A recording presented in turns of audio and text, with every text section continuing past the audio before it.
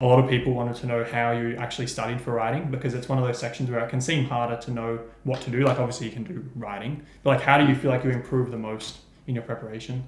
So now we're in about March. So if I was started from my preparation from now, Yeah. I'd probably be reading at minimum one essay for each type per week. Yeah. That would really set you up.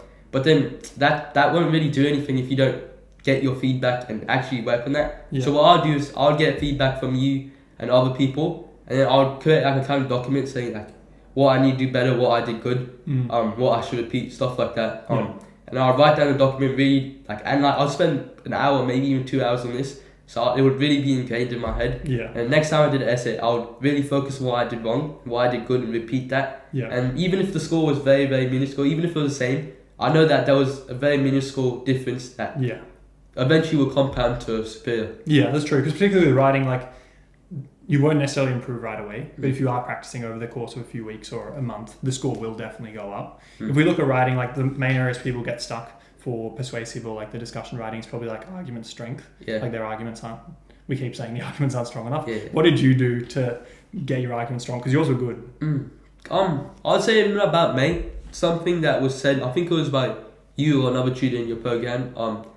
It was said you really have to deep dive into why. I keep asking yourself why. When you're writing, say why is this important, why is this important? And just keep delving into that why. So you have your topic sentence, then you elaborate, and then you have your point.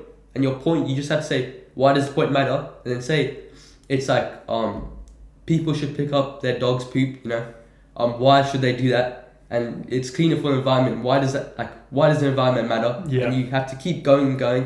And that would be, eventually when you get good at the skill, you'll see that like you have too much right. And it just acts like a blessing in disguise, Yeah, that's true. Yeah, and then you just have amazing argument strength after that. Yeah, that's true. Because that's actually a good tip, because it makes sure the argument's strong, but also makes sure that it's like developed well and it's explained well, because you have all that reasoning. Because otherwise, a lot of people often say like the first why and then cut it there. Yeah, it just feels a bit like, but so what, somewhat. That's with the majority. That's what I had that big problem, and that's what was keeping me from like in the high average, above average. And once I made that leap, it was a leap to superior. Yeah, that's basically the one thing where if people can go from, if they can get past that, then they're set. Really. Yeah, definitely. Yeah.